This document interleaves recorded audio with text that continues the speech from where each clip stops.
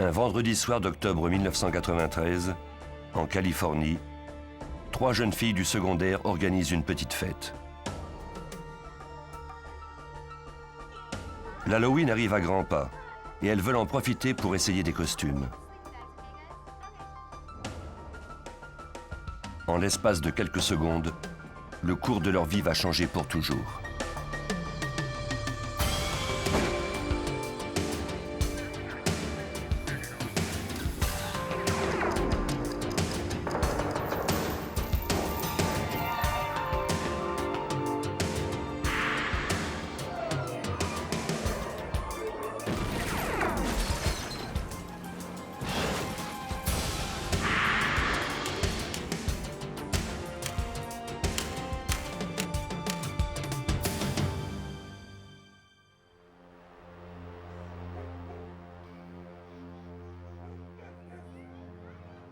Le 1er octobre, à Petaluma en Californie, Polly Klaas et Gillian Pelham attendaient une copine devant la maison de Polly.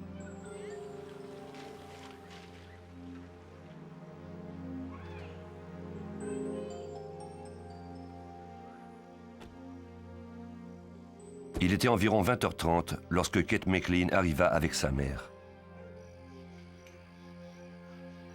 Les 3 jeunes filles se promettaient beaucoup de plaisir.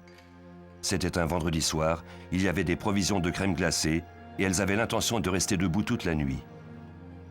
Ce serait une vraie fête.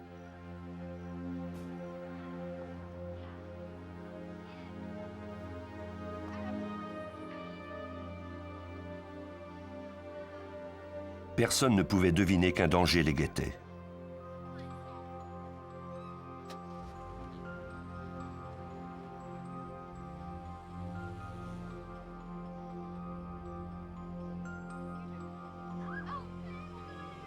La porte de la chambre de Polly était fermée, mais les jeunes filles étaient très bruyantes. Vers 21h45, Eve Nicole, la mère de Polly, vint jeter un coup d'œil et demanda aux filles de faire moins de bruit. Elle avait une migraine et allait se coucher bientôt.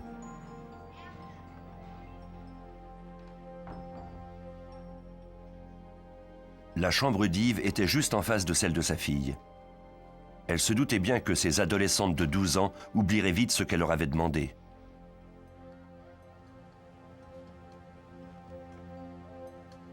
Avant d'aller au lit, Yves prit donc un somnifère pour ne pas être troublé dans son sommeil.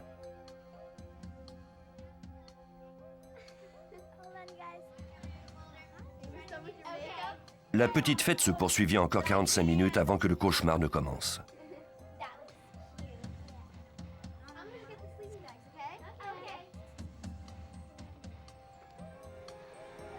Il était environ 22h30 lorsqu'un inconnu fit irruption dans la chambre de Polly. Au début, Kate et Gillian crurent qu'il s'agissait d'une mauvaise blague. Mais l'homme les menaça de son couteau en leur disant que si elles criaient, il n'hésiterait pas à leur trancher la gorge. Il les ligota et commença à leur poser des questions. Il voulait savoir laquelle des filles vivait là et qui d'autre se trouvait dans la maison. Polly lui répondit. Les jeunes filles étaient terrifiées et pleuraient. L'intrus les assura qu'il ne leur voulait aucun mal, simplement de l'argent.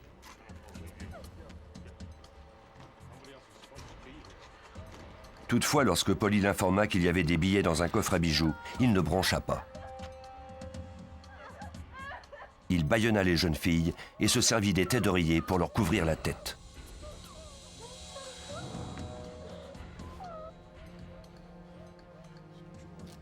Il força Polly à se lever et ordonna aux 2 autres jeunes filles de compter jusqu'à 1000.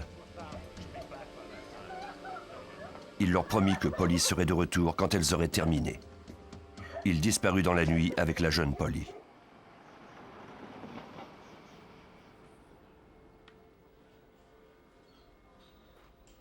Kate et Gillian parvinrent à dénouer leurs liens et à réveiller la mère de Polly. Elles appelèrent des agents de la police de Petaluma qui furent vite sur les lieux. Les détectives examinèrent la chambre de Polly. La pièce était en désordre et témoignait du drame qui venait de s'y dérouler. Sur le sol, Ils trouvèrent les lanières de vêtements qui avaient servi à ligoter les jeunes filles. Les fils d'une console Nintendo avaient été coupés et la bandoulière d'un sac à main se trouvait par terre parmi des têtes d'oreiller. En apercevant la scène, le détective Mike Meese de la police de Petaluma n'était pas optimiste.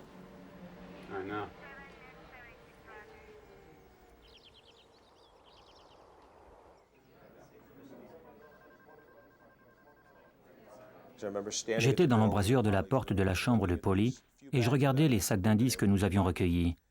Nous n'avions presque rien. J'ai regardé la moquette et j'ai dit à mon collègue Larry Pelham, « Prenons-la ».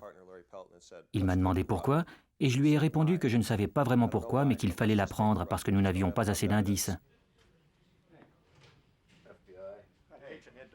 Les policiers avaient besoin de toute l'aide possible. Heureusement, elle ne tarda pas à arriver. Peu après avoir reçu l'appel de la famille Klaas, le FBI offrit son expertise.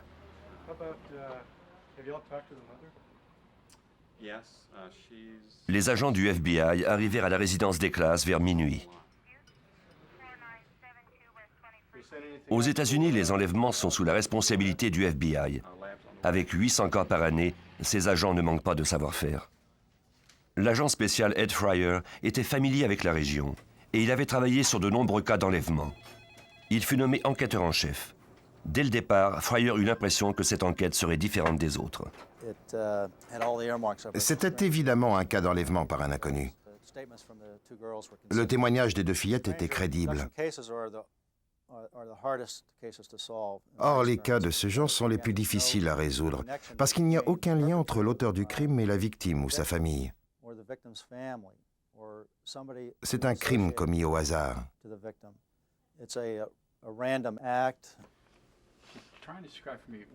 La plupart des enlèvements impliquent des membres d'une même famille en mauvais termes. Dans ce cas-ci, Mark Klaas, le père de Polly, était séparé de sa femme, mais il fut rapidement éliminé de la liste des suspects. Les cas d'enlèvement par de parfaits inconnus sont très rares, et lorsque c'est le cas, les détectives ont peu de pistes à leur disposition. Cette fois-ci, cependant, ils avaient 2 témoins.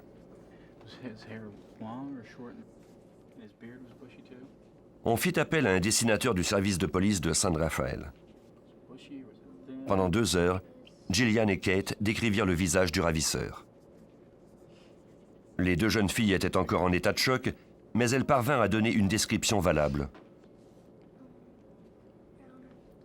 Au moins, les autorités avaient maintenant une bonne idée de ce dont le ravisseur avait l'air. À 4 heures du matin, Kate et Gillian furent conduites au poste de police.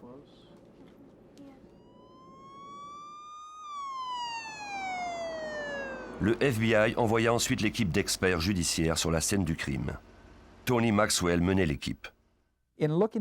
En analysant plusieurs cas un peu partout aux États-Unis, nous avons constaté que lorsqu'une personne est kidnappée, surtout quand il s'agit d'un enfant, elle est généralement maltraitée au cours des 24 premières heures et tuée dès le lendemain ou le jour suivant. Le temps est donc un facteur très important. Dans ce genre d'enquête, les détectives doivent procéder très rapidement.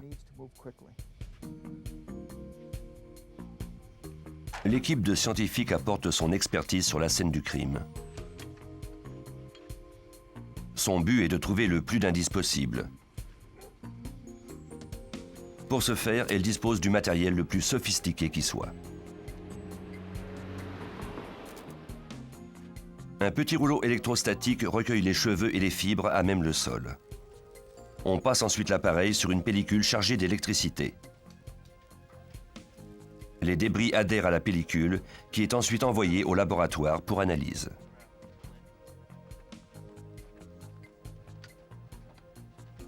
Le service de police avait déjà recueilli des empreintes digitales, mais n'avait rien obtenu de significatif. Les experts de Petaluma ne disposaient cependant pas d'équipement aussi performant que celui du FBI. Grâce à un produit fluorescent, un éclairage ultraviolet et des lunettes spéciales, on peut trouver de nombreux indices qui seraient autrement restés invisibles à l'œil nu.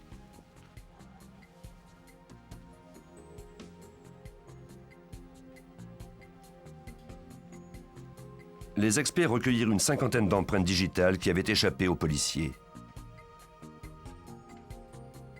Mais même ces empreintes ne furent d'aucune utilité, puisqu'on découvrit qu'elles appartenaient toutes à des membres de la famille et à des amis. Après plusieurs heures de recherche, les experts découvrirent enfin quelque chose de prometteur.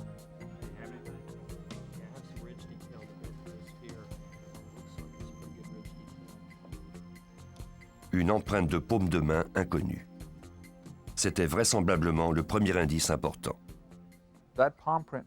Cette empreinte se trouvait sur un des barreaux du lit. Apparemment, le ravisseur s'y était appuyé l'espace d'une seconde pendant qu'il saisissait un objet. Grâce à l'éclairage ultraviolet et l'application de poudre fluorescente, nous avons pu la trouver, puis la recueillir et l'envoyer au laboratoire.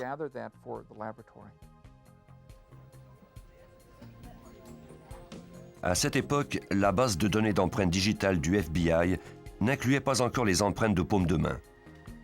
On ne pourrait donc pas s'en servir pour découvrir l'identité du ravisseur. On pourrait cependant la comparer lorsqu'on disposerait d'un suspect. L'agent spécial Mark Merchant du FBI nous explique. Souvent, les gens croient que lorsqu'on dispose d'une empreinte, on peut rapidement découvrir l'identité du criminel. Mais la réalité, c'est qu'on doit d'abord trouver un suspect et obtenir ses empreintes pour les comparer à celles dont nous disposons.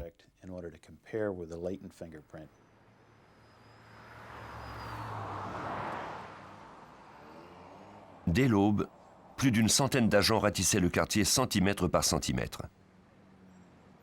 Ils étaient à la recherche du moindre indice qui les mettrait sur la piste de Polly et de son ravisseur.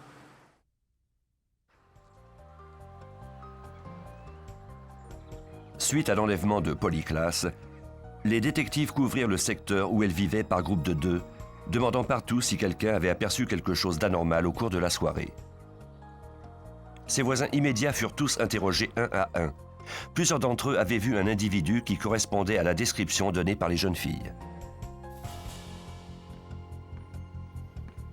En se rendant au club vidéo, le soir de l'enlèvement, vers 21h, Thomas George et ses amis avaient remarqué un inconnu debout devant la maison de Polly. Thomas connaissait bien les gens qui vivaient dans le secteur, mais il n'avait jamais vu cet homme auparavant.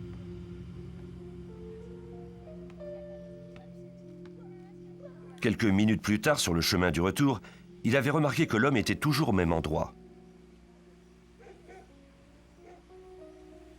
La description de Thomas correspondait à celle du suspect.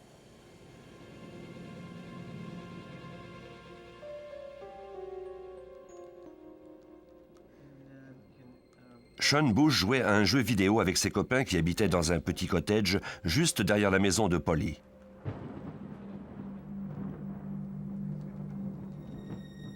Il était environ 22h30 lorsque Sean avait jeté un coup d'œil par la fenêtre.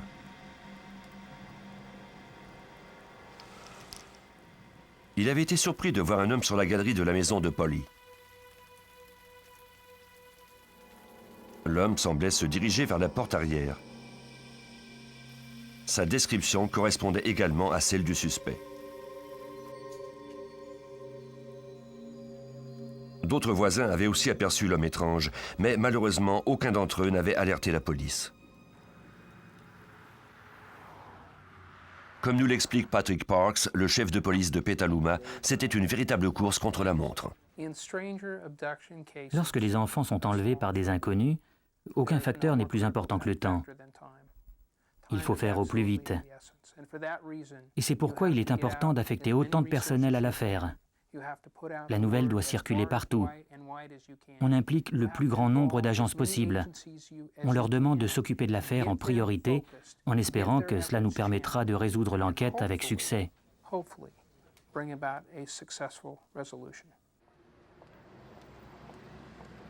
Le lendemain, les recherches pour retrouver Polly Klaas prirent des proportions jusqu'alors inégalées aux États-Unis. Un réseau de bénévoles fut mis sur pied pour aider les autorités.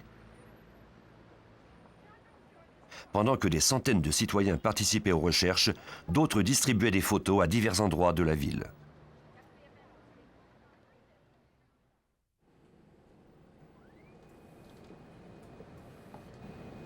Au laboratoire judiciaire du FBI à Washington, l'expert légiste Chris Allen analysait avec soin tous les éléments recueillis dans la maison de Polly.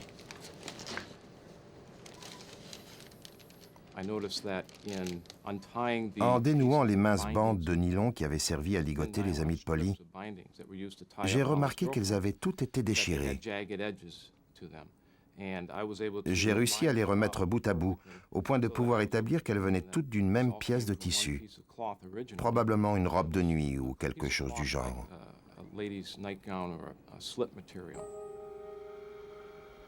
D'autres indices recueillis dans la chambre grâce à l'appareil électrostatique étaient difficiles à identifier.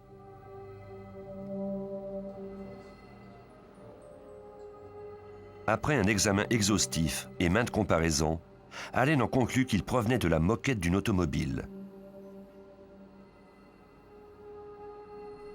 L'examen d'échantillons de moquettes des voitures avec lesquelles la famille Klaas avait été en contact permit à Allen de déterminer que ces fibres provenaient vraisemblablement de la voiture du ravisseur.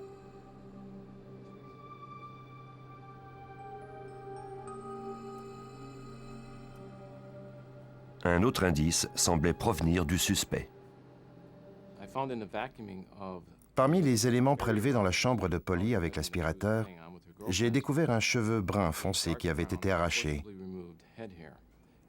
Il y avait en effet dans ce cheveu un segment de racine de 3 ou 4 mm. Quand on arrache un cheveu d'un coup sec, on obtient alors des tissus humains qui proviennent du cuir chevelu. Si Polly avait arraché un cheveu de la tête du suspect, cela signifiait qu'elle s'était débattue. Malheureusement, même un cheveu qui contenait l'ADN du ravisseur ne mettait pas la police sur la piste d'un suspect.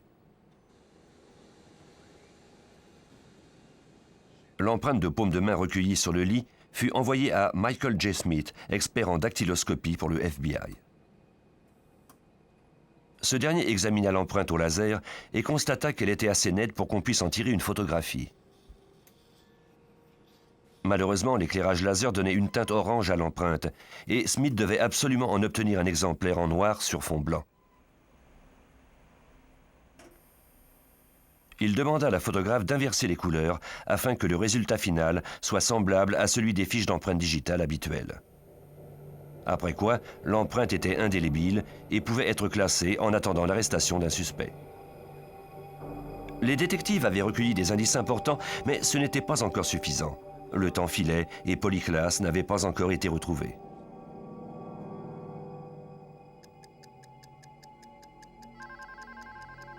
« 48 heures après l'enlèvement de Polly Klaas, son père, Mark, reçut un appel téléphonique.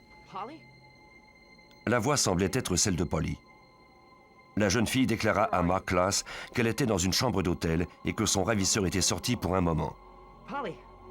Puis la communication fut interrompue. Il était encore permis d'être optimiste.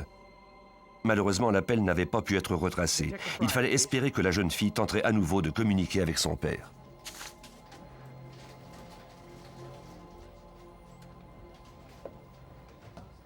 La nouvelle de l'enlèvement se propagea rapidement. En seulement 2 jours, 50 000 photos furent distribuées. Les bénévoles mirent sur pied un centre d'opération pour mieux travailler en concertation avec la police et le FBI. Jamais la population ne s'était impliquée de façon aussi importante. Des bénévoles répondaient au téléphone 24 heures par jour pour recueillir la moindre information.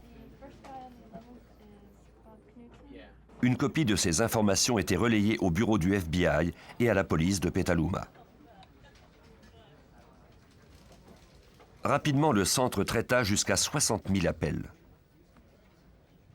De ce nombre, les autorités obtinrent 12 000 pistes.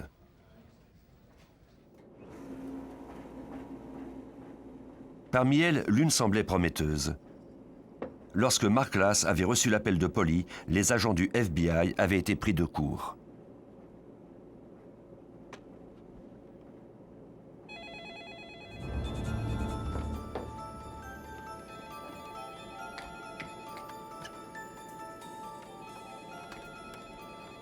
Si la jeune fille téléphonait à nouveau, il serait prêt. La jeune fille appela. Comme la première fois, la voix ressemblait à celle de Polly. Elle dut raccrocher rapidement.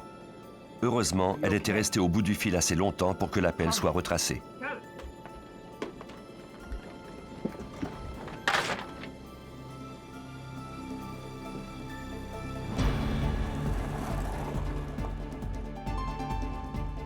L'appel provenait d'une maison située à 50 km de la maison de Polly. Le temps manquait pour réunir plusieurs agents. On confia la mission à quelques policiers seulement.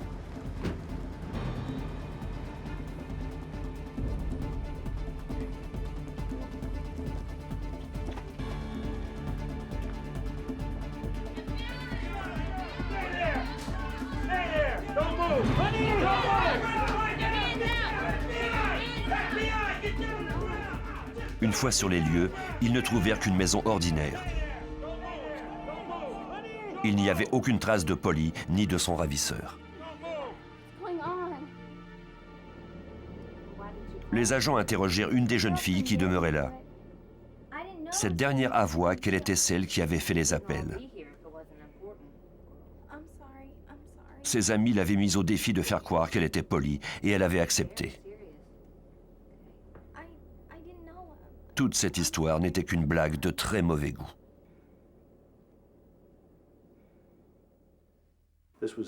Après une semaine d'enquête, il n'y avait eu qu'un seul signe de vie de Polly. Nous étions remplis d'espoir, convaincus que nous allions résoudre l'enquête et retrouver la jeune fille. Mais bien sûr, ce n'est pas ce qui s'est produit. À la mi-octobre, Kate et Gillian furent convoqués au poste de police pour donner à nouveau une description de l'homme qui les avait ligotés. On confia la tâche de dresser le portrait à une experte en croquis judiciaire.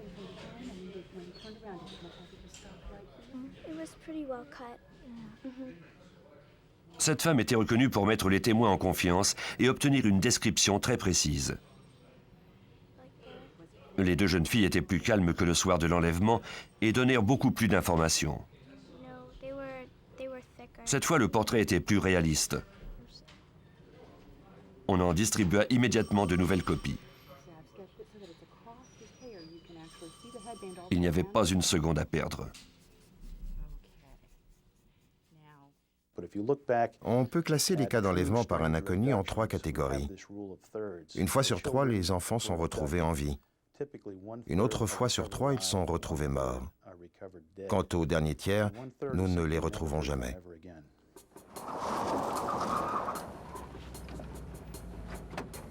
Les policiers offrirent une récompense en échange du retour de Polly. Ils reçurent l'appel d'un homme demandant une rançon de 10 000 $. L'appel provenait d'un appartement de Petaluma. Cette fois-ci, une unité SWAT arriva sur les lieux en force. Il n'était pas question de perdre cette piste. Mais une fois encore, la police et la famille Klaas avaient été piégés.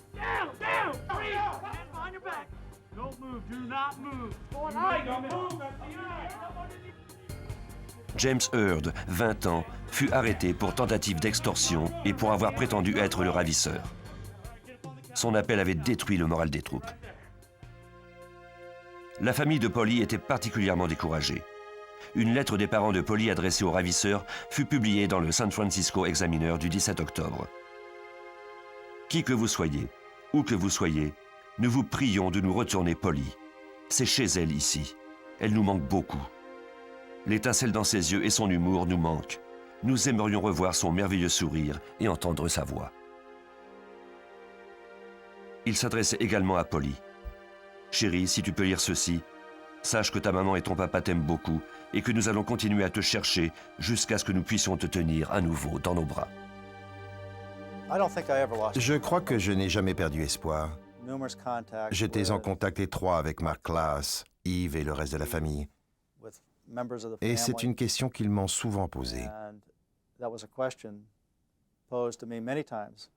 Je répondais, non, nous n'avons pas perdu espoir. Et nous ne le perdrons pas non plus. Partout au pays, la population souhaitait le retour de Polly.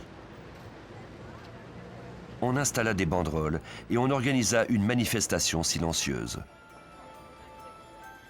On espérait que Polly rentrerait bientôt chez elle saine et sauve.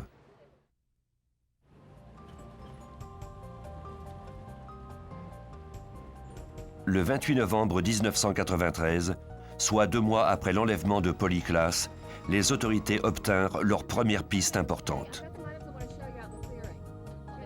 À Sonoma, le shérif adjoint fut dépêché à la résidence de Dana Jaffe.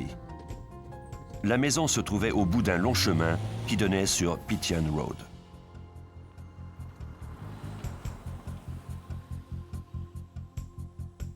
En se promenant sur sa propriété, Dana avait remarqué quelque chose d'étrange. Elle crut que cela pouvait intéresser la police.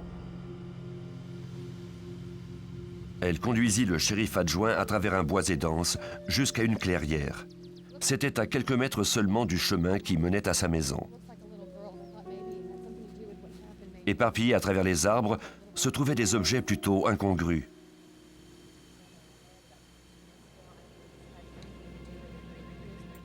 Il y avait un grand morceau de soie qui semblait avoir servi de capuchon et quelques bandes de ruban adhésif. Également, elle avait trouvé des collants noués.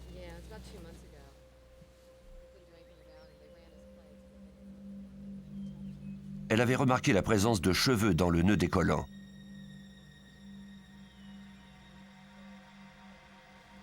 Il y avait d'autres rebuts tout autour.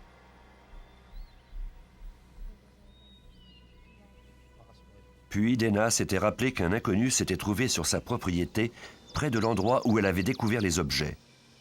Cela s'était produit 2 mois plus tôt.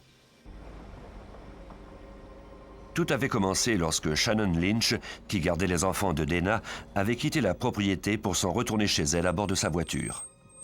Un homme marchait au beau milieu du chemin. Sa voiture, une Pinto, était garée sur le côté. Il lui avait dit que sa voiture était embourbée et avait insisté pour qu'elle sorte et lui vienne en aide. Il lui avait également demandé ce qui se trouvait au bout du chemin. Shannon eut immédiatement l'intuition que quelque chose ne tournait pas rond. L'homme était très étrange. Elle poursuivit sa route sans l'aider. Elle voulait trouver un téléphone le plus vite possible. Shannon trouva finalement une cabine téléphonique 3 kilomètres plus loin, d'où elle appela Dana. Elle voulait mettre son amie en garde contre cet homme à l'allure étrange qui se trouvait sur sa propriété. Dana ne perdit pas une seconde. Elle saisit un bâton de baseball, monta à bord de sa voiture avec sa fillette et descendit la colline. La voiture dont Shannon lui avait parlé était bien là, mais il n'y avait aucune trace de l'homme. Elle poursuivit sa route jusqu'à la ville pour appeler la police.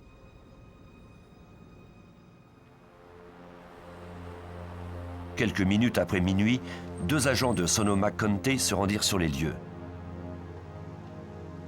Dana leur expliqua qu'elle désirait simplement qu'il demande à l'intrus de quitter sa propriété. Les agents trouvèrent l'homme en question. Il était un peu agité, sentait l'alcool et transpirait abondamment. Il y avait des brindilles de feuilles dans ses cheveux, comme s'il s'était roulé sur le sol.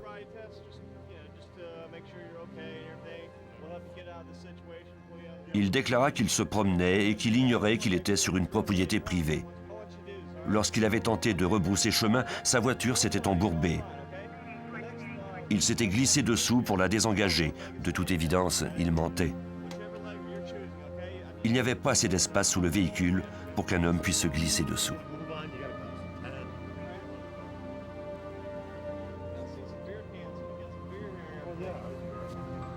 Lorsque les policiers demandèrent à l'intrus s'il avait consommé de l'alcool, ce dernier ouvrit une nouvelle canette de bière et commença à la boire. Les policiers lui donnèrent l'ordre de verser le reste sur le sol. L'homme devint agressif lorsqu'ils lui demandèrent de se laisser fouiller, mais il se calma sous la menace d'être conduit au poste.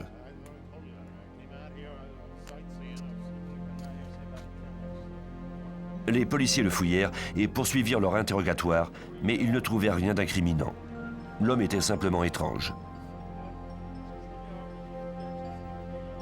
Ils vérifièrent ensuite son permis de conduire. Il n'avait jamais été arrêté auparavant en état d'ébriété. Ils lui firent passer un test pour vérifier s'il avait trop bu, mais il le réussit. L'intrus avait été retenu depuis 45 minutes. Rien ne justifiait de le détenir plus longtemps. Il ne restait plus qu'à l'aider à sortir sa voiture de là et à lui donner son congé.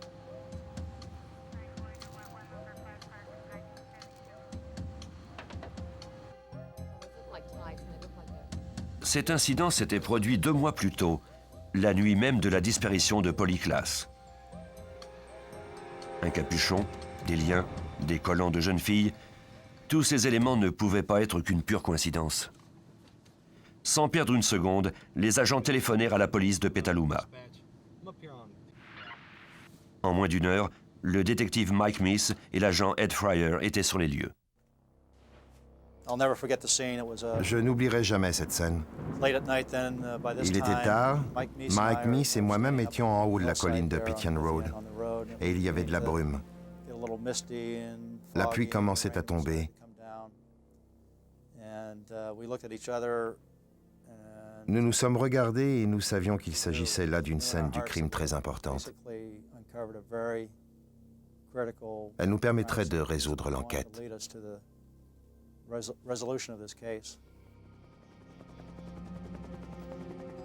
Une fois les indices recueillis, les détectives commencèrent à chercher des traces de Polly.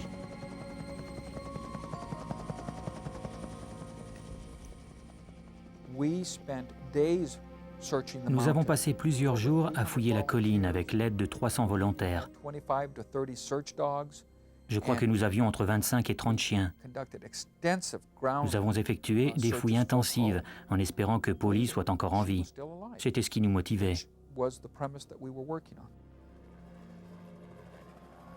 Dès le début des recherches, il y eut comme un effet boule de neige. Les autorités obtinrent un rapport détaillé de l'incident qui s'était produit sur la propriété de Dana Jaffe. L'intrus s'appelait Richard Allen Davis. En fouillant son passé, ils découvrirent qu'il avait récemment été remis en liberté conditionnelle après avoir purgé 8 ans d'emprisonnement pour un enlèvement. Nous avons appris que Davis avait été arrêté en 1976 pour vol, enlèvement et agression avec intention de commettre un viol. En 1978, il avait été arrêté pour un autre enlèvement, en plus de quelques assauts à main armée. En 1984, il avait également été arrêté pour enlèvement, assaut à main armée, cette fois-ci avec une arme à feu, et vol à main armée. En lisant ces rapports, nous nous rendions compte que cet homme avait le profil idéal pour être impliqué dans un enlèvement comme celui de Polly.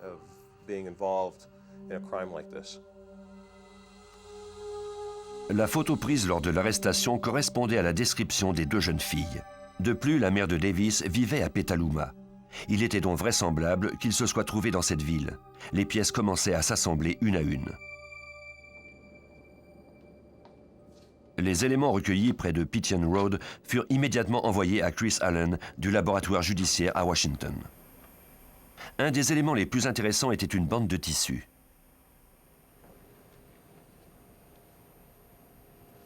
Allen put rapidement confirmer ce que les détectives soupçonnaient. Essentiellement, nous devions vérifier si les morceaux de tissu pouvaient correspondre l'un avec l'autre. La bande de tissu centrale est celle qui a été recueillie dans la chambre de Polly et qui a servi à ligoter ses 2 amis. Nous avons ensuite reçu la bande de tissu qui avait été recueillie sur Pigeon Road. Ces bandes s'ajustaient parfaitement comme dans un puzzle.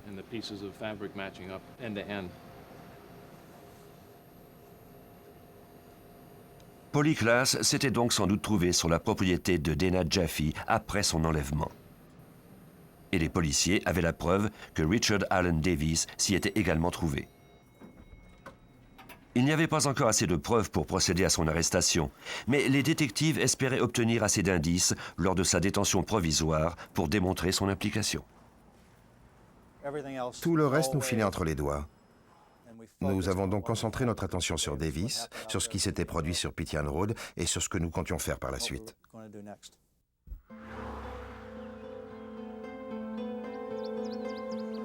Les détectives découvrirent alors que Davis avait un mandat d'arrestation contre lui pour avoir enfreint les conditions de sa libération conditionnelle. Ils décidèrent de l'emmener au poste. Malheureusement, il n'était pas chez lui au moment de leur arrivée. Un agent qui établissait un périmètre de sécurité dans le secteur arrêta alors une camionnette. Richard Allen Davis était au volant.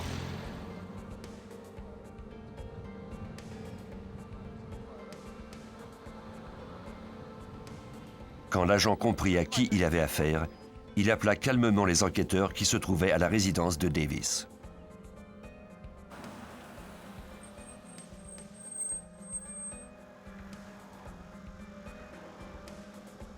Les autorités se rendirent sur les lieux.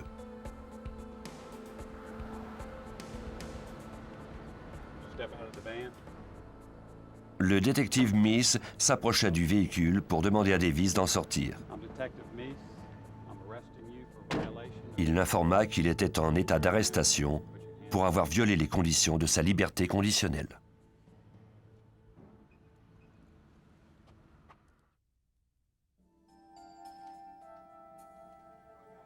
Deux mois s'étaient écoulés depuis que Kate et Gillian avaient vu le ravisseur de Polly Klaas, mais elles n'eurent aucun mal à le reconnaître lors d'une séance d'identification.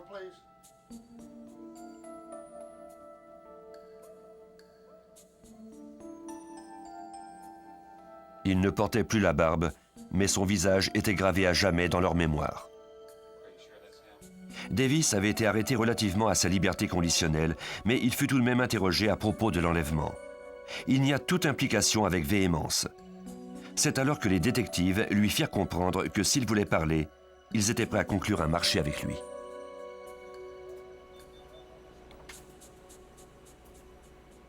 De son côté, au laboratoire judiciaire du FBI, Mike Smith comparait l'empreinte de paume découverte dans la chambre de Polly avec celle de Davis qui avait été prise lors de son arrestation. C'était un indice crucial. Si on parvenait à prouver que les empreintes provenaient de la même personne, on aurait la preuve formelle que Davis était impliqué dans l'enlèvement.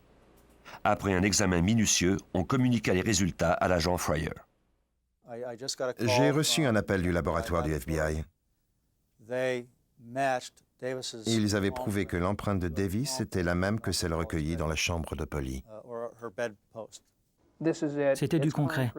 Il s'était trouvé dans la chambre de la petite et nous en avions la preuve. Nous venions de le coincer.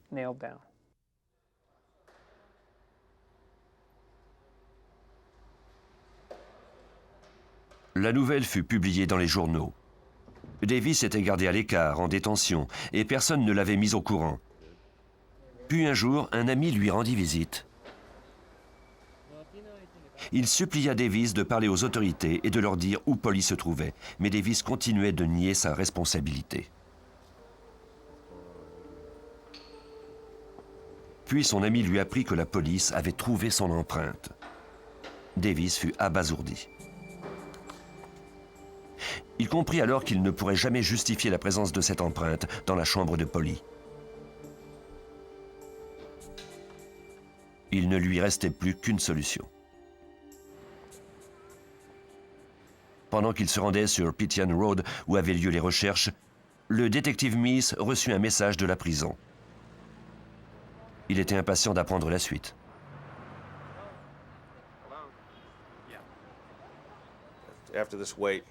Après quelques instants, Davis a pris le téléphone et j'ai reconnu sa voix. Il m'a dit qu'il avait fait une bêtise, une grosse bêtise. Le détective Meese et l'agent spécial Larry Taylor rencontrèrent Davis dans la salle d'interrogation où le suspect raconta en détail les événements du 1er octobre. Il vivait dans une maison de transition, mais il avait obtenu l'autorisation de coucher chez sa mère à Petaluma. Il avait cependant été incapable de trouver sa maison et avait bu quelques bières en marchant dans les rues du quartier de Polly. À un certain moment, un homme l'avait arrêté pour lui offrir de la marijuana. Il avait accepté. Selon ses propres termes, Davis était devenu complètement givré. Il était retourné au magasin pour s'acheter d'autres bières. Il s'était retrouvé aéré dans le voisinage sans but. Il ne savait trop ce qu'il faisait ni où il était. Toutefois, il s'était bien préparé. Il transportait avec lui un sac rempli de cordes et de rubans adhésifs. Les experts légistes ont pu démontrer par la suite qu'il avait découpé des bandes à l'aide de ciseaux, ce qui signifiait qu'il avait prémédité son geste. Puis Davis déclara qu'il avait choisi une maison au hasard et qu'il y était entré par une fenêtre. Il pouvait entendre la télévision fonctionner. Il était possible qu'il ait saisi un couteau dans la cuisine, puis plus rien. Il n'avait aucun souvenir de ce qui s'était produit par la suite. Il avait repris conscience dans sa voiture et avait été surpris de constater qu'une jeune fille était assise à côté de lui. Elle se plaignait que ses mains étaient engourdies. Davis desserra alors un peu ses liens et poursuivit sa route. Il se demandait ce qu'il avait bien pu faire et ce qu'il ferait ensuite. Puis il se gara le long d'un chemin et la voiture s'embourba.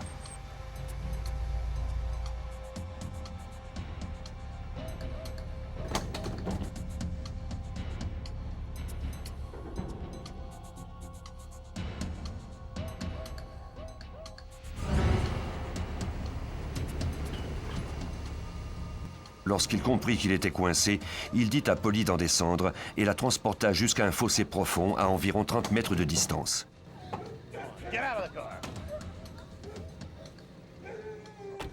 Il avait prévu la laisser à cet endroit jusqu'à ce qu'il trouve un moyen de désembourber sa voiture.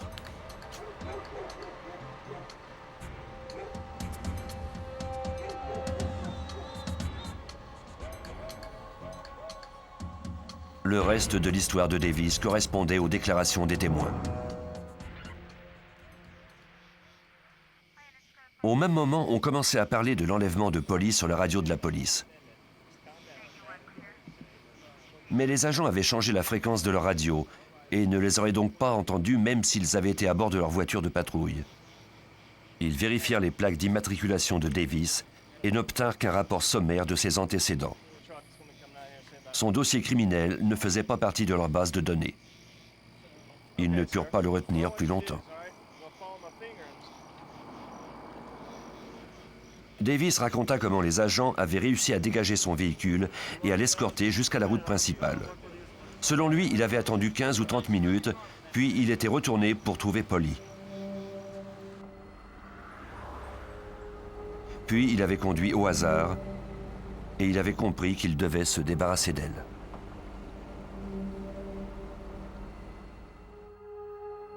Les policiers découvraient enfin ce qui était arrivé. Polly était morte. Et Richard Allen Davis était l'auteur de cet homicide.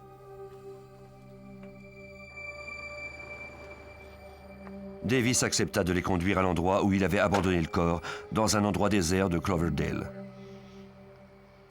Il faisait nuit, mais les enquêteurs étaient résolus à vérifier les déclarations de Davis au plus vite. Il les conduisit dans un champ près d'une scierie abandonnée. Dans ce champ, sous des panneaux de bois, était caché le corps de la jeune fille.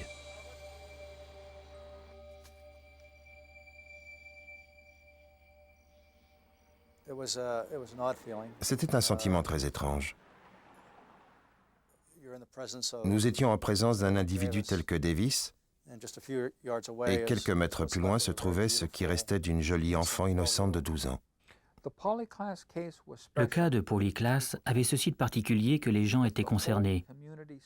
Toute la population s'était impliquée en se jurant que c'était le dernier enfant qu'on allait tuer. C'était comme si elle avait été la petite fille de chacun d'eux. Il fallait la retrouver coûte que coûte.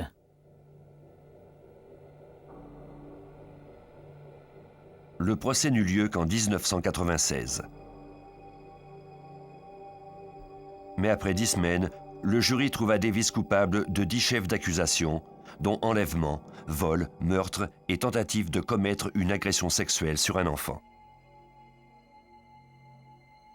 Davis déclara jusqu'à la fin qu'il n'avait jamais eu de telles intentions. Les enquêteurs croient quant à eux que Polly était déjà morte lorsque les agents ont aidé Davis à dégager sa voiture. Il fut condamné à mort et attend présentement son exécution à la prison de San Quentin.